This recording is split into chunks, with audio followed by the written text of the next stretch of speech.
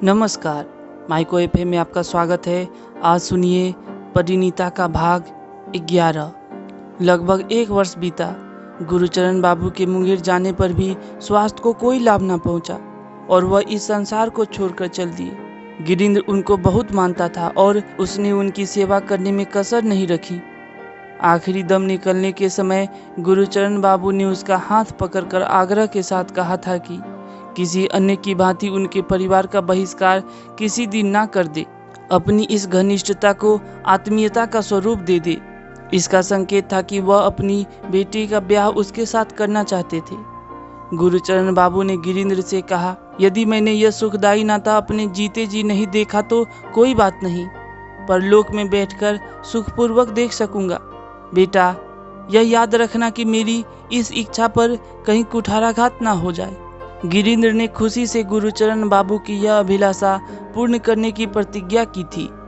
भुवनेश्वरी गुरुचरण बाबू के कलकत्ता वाले मकान के किराएदारों से उनका हाल मालूम कर लिया करती थी।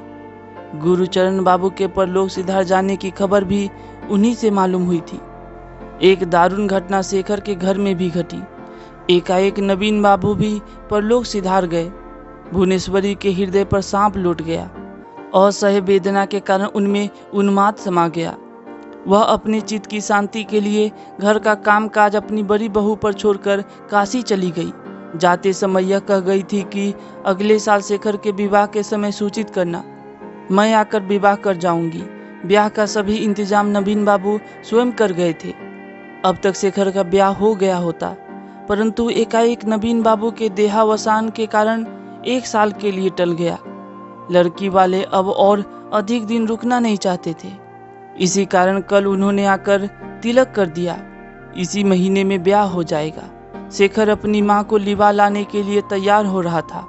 उसने जब अलमारी से सामान निकालकर संदूक में रखना शुरू किया तो उसे ललिता की याद आई। उसका सब काम ललिता ही किया करती थी। ललिता को गए हुए लगभग 3 साल गुजर गए। इस बीच में शेखर को उसका हाल चाल ना प्राप्त हो सका। उसने समाचार प्राप्त करने की कोशिश भी नहीं की थी। मालूम होता है इस ओर उसकी प्रवृत्ति भी नहीं हुई। ललिता से वह घृणा करने लगा था, परंतु आज उसकी मनोवृत्ति में परिवर्तन हुआ और वह ललिता का समाचार पढ़ने की इच्छा करने लगा। वह सुख में होगी, उसकी शादी कैसे हुई, भली प्रकार हुई अथवा नहीं, अब उसे कोई दुख तो नहीं है। यह सब बातें जानने को वह व्याकुल हो उठा। गुरुचरण बाबू के कलकत्ता वाले मकान के सभी किराएदार घर छोड़कर चले गए हैं। मकान खाली पड़ा है। शेखर के मन में आया कि वह गिरीन्द्र का हाल चारू के पिता से पूछे। थोड़ी देर कपड़े रखना भूलकर उसने संदूक खुला पड़ा रहने दिया और झरोखों से बाहर की ओर झांकता रहा। उसी समय घर की दासी ने आकर पुकारा, छोटे भैया, आपको अन्ना काली की माँ बुला रही है। दासी ने गुरुचरण बाबू का मकान बताते हुए कहा, हमारी पड़ोसिन अन्ना काली की माँ कल रात को बाहर से आई है, वही है।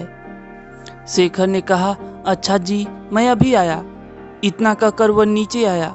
दिन समाप्त होने पर आ गया था। शेखर को मकान के अंदर आते देखकर वह बड़ी हृदय विदारक चीख से रो पड़ी।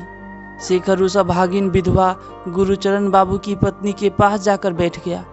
उसकी करुणा भरी चीख से शेखर के आंखों में भी आंसू भर आए। अपनी धोती के किनारे से उसने आंसू पोंछ डाले। केवल गुरुचरण बाबू की याद करके नहीं, बल्कि अपने पिता की याद में उसके आंसू निकल आए। दिन समाप्त हो गया। ललिता ने आकर चिराग जलाया। दूर खड़े खड़े ही उसने शेखर को प्रणाम किया, फिर थोड़ी देर ठहर कर चली गई। शेखर ने ललिता को दूसरे की जीवन संगिनी समझ लिया था, इसलिए शेखर ने उस 17 वर्षीय पराई नववधू की ओर निगाह नहीं की और न खुलकर बात करने की हिम्मत हुई। फिर जो कुछ भी तिरछी निगाहों से उसने देख पाया, उससे यह अनुभव किया कि ललिता दुबली पतली हो गई है। उस विधवा ने चीखना समाप्त करने के बाद जो कुछ कहा वह इस प्रकार है, वह चाहती है कि अपना मकान बेचकर अपने दामाद के साथ मुंगेर में रहे। घर को शेखर के पिता पहले ही से खरीदने के इच्छुक थे, अतः ठीक दाम देकर शेखर मकान को ले ले तो उसे अति हर्ष होगा। कारण यह कि मकान अपने ही परिचितों के पास रहेगा और उसके लिए उसे मोह तथा क्षोभ ना रहेगा।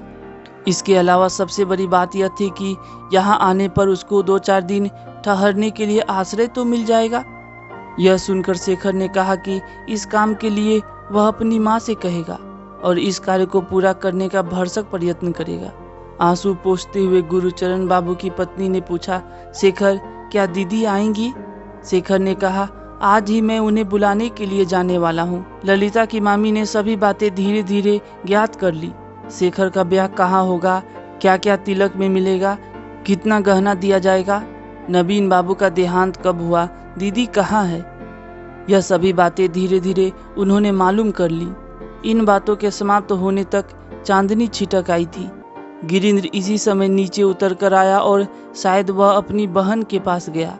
शेखर से गुरुचरण बाबू की स्त्री ने पूछा, शेखर क्या तुम मेरे दामाद को जानते हो? इस तरह के सुयोग्य लड़कों का मिलना संसार में कठिन है। शेखर ने कहा कि इस बात में उसे जरा भी संदेह नहीं है। गिरीन्द्र से उसकी काफी बातें हो चुकी है और वह उससे परिचित है। इतना कहकर वह उठकर तेजी से बाहर चला गया, लेकिन बैठक के सामने उसे रुकना पड़ा। ललिता उस घने अंधकार में दरवाजे के पीछे खड़ी थी। उसने पूछा, क्या आज ही माँ को बुलाने जाओगे? हाँ। क्या उन्हें बहुत शौक हो गया है? उन्हें तो उन्माद सा हो गया है। तुम कैसे हो? ठीक हूँ, कहता हुआ शेखर तेजी से चला गया। लज्जा के अनुभव से शेखर कांप उठा। ललिता के समीप खड़े होने के कारण उसने शरीर को अपवित्र समझा। घर के अंदर आकर किसी प्रकार इधर उधर सामान रखकर उसने संदूक बंद किया। अभी गाड़ी जाने में कुछ विलंब था।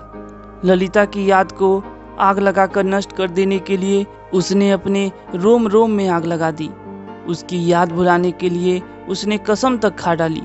बातचीत के समय गुरुचरण बाबू की पत्नी ने कहा था, सुखपूर्वक शादी न होने के कारण किसी ने ध्यान नहीं दिया। ललिता ने तो तुमको सूचना देने के लिए पहले ही कहा था। ललिता की इन्हीं सेखी भरी बातों से उसके शरीर में आग लग गई। धन्यवाद। प्रिय श्रोतागण, चैनल को सब्सक्राइब, लाइक और शेयर करना ना भूलें और साथ ही साथ अगर आपकी कोई पसंदीदा कहानी है जो आप सुनना चाहते हैं तो कमेंट बॉक्स में हमें बताएं। धन्यवाद।